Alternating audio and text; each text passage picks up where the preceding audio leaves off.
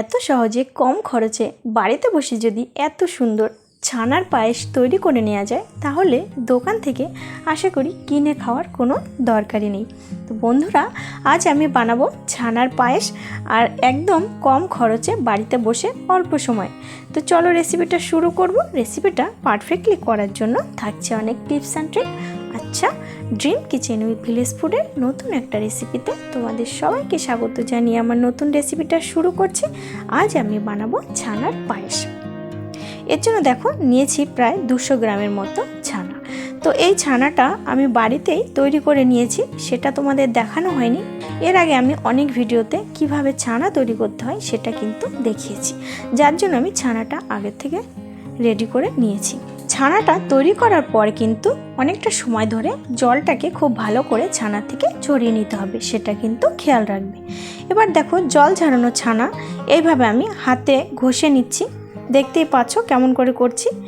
তো এখানে কিন্তু কোনো কিছু ময়দা আটা কিছুই এখন দেওয়ার দরকার নেই। তো এইভাবে ঘষে ঘষে একদম নরম করে নিতে হবে। তো এবার বন্ধুরা দেখতে পেলে আমি সামান্য হাফ চামচের মতো দিয়ে দিলাম কর্নফ্লাওয়ার, একদম অল্প, এটা কিন্তু বাইন্ডিংয়ের কাজ করবে। তো একদম অল্প দিয়েছি, তোমরা দেখেই বুঝতে পারছো। এবার ছানার সাথে আরেকবার খুব ভালোভাবে মিশিয়ে নিয়েছি। এবার ছানাগুলো দিয়ে দেখতেই পাচ্ছ ছোট ছোট বলের আকারে বানিয়ে নিচ্ছি, যেমন ছোট ছোট কাচের গুলি হয় ঠিক তেমন। তো এইভাবে কিন্তু সমস্ত ছানার বল বানিয়ে নেব। একদম অল্প সময়ের মধ্যে অল্প উপকরণে দোকানের থেকেও সুন্দর ছানার পায়েস তোমরা বাড়িতেই বানিয়ে নিতে পারবে যদি এই রেসিপিটা ফলো করো। আচ্ছা, ছানার বলগুলো রেডি করে আমি রেখে দিলাম। আর এদিকে দেখো নিয়েছি 500 গ্রাম গরুর দুধ। তো দুধটাকে আমি কড়াইতে দিয়ে দিলাম আর উনুনটা ধরিয়ে নিয়েছি। এবার দুধটা কিন্তু একটু ফুটিয়ে নিয়েছি। এবার এর মধ্যে দিয়ে দিলাম 50 গ্রাম পাউডার মিল্ক। তো এই পাউডার দুধটা দিলে কি হবে, যে ছানার পায়েসটা আর টেস্টটা কিন্তু দ্বিগুণ বেড়ে যাবে। পাউডার দুধটা দেওয়ার পরে খুব ভালোভাবে গরুর দুধের সাথে মিশিয়ে নিচ্ছি। এবার খুব ভালো করে জাল করে নেব। আর পুরো দুধটাকে কিন্তু আমি জাল দিয়ে দিয়ে একদম অর্ধেক করে নেব। আচ্ছা, এবার দেখো দিয়ে দিচ্ছি স্বাদ অনুযায়ী চিনি। যে যেমন মিষ্টি খাবে তেমনই কিন্তু চিনি ব্যবহার করবে। তো এখানে কিন্তু তোমরা গুড় দিয়েও রেসিপিটা বানাতে পারো। আচ্ছা, এবার চিনির সাথে খুব ভালোভাবে দেখতেই পাচ্ছ ফুটিয়ে নিয়েছি। আর এখানে দিয়ে দিলাম 2টো এলাচ গুঁড়ো। চিনির সাথে আমি এলাচটাকে খুব ভালো করে গুঁড়ো করে নিয়েছি। চিনির সাথে এলাচ গুঁড়ো করলে দেখবে খুব ভালোভাবে কিন্তু গুঁড়ো হয়ে যায়। আচ্ছা, এবার খুব ভালোভাবে সমস্ত উপকরণ মিশিয়ে নিচ্ছি আর দুধটা কিন্তু খুব ভালো করে জাল করে নিচ্ছি। খুব কম সময় একদম 5 থেকে 10 মিনিটের মধ্যে রেসিপিটা তৈরি করে নেওয়া যাবে যদি আগের থেকে ছানাটা রেডি করা থাকে। এবার যে ছানার বলগুলো বানিয়েছি, এবার সমস্ত বলগুলো এই দুধের মধ্যে দিয়ে দেব।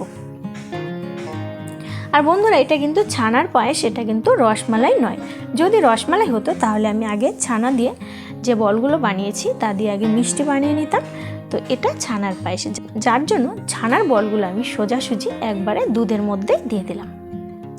এবার আমি 2-3 মিনিট খুব ভালোভাবে ফুটিয়ে নেব, ছানাগুলো যেন খুব ভালোভাবে সেদ্ধ হয়ে যায় আর খুব ভালোভাবে মিশিয়ে নেব।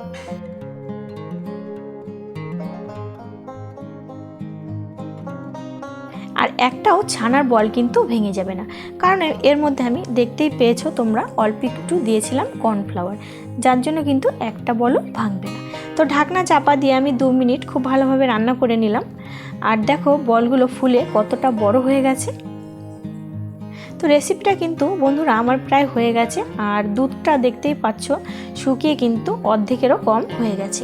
ছানার পায়েসটা কিন্তু বন্ধুরা রেডি হয়ে গেছে। এবার নামিয়ে নেওয়ার পালা। তো এর মধ্যে আমি কিন্তু এক্সট্রা কোনো বাদাম কিছুই দেইনি, কারণ আমার ছেলেটা বাদাম এসব খেতে পছন্দ করে না। তোমরা কিন্তু এসব দিতে পারো, খেতে ভালো লাগবে। আর এটা না দিলেও কিন্তু স্বাদের কোনো পরিবর্তন আসবে না, একই রকম লাগবে খেতে, যার জন্য আমি কোনো রকম ড্রাই ফ্রুটস এখানে ব্যবহার করিনি। তো একটা আলাদা পাত্রের মধ্যে তুলে নিচ্ছি।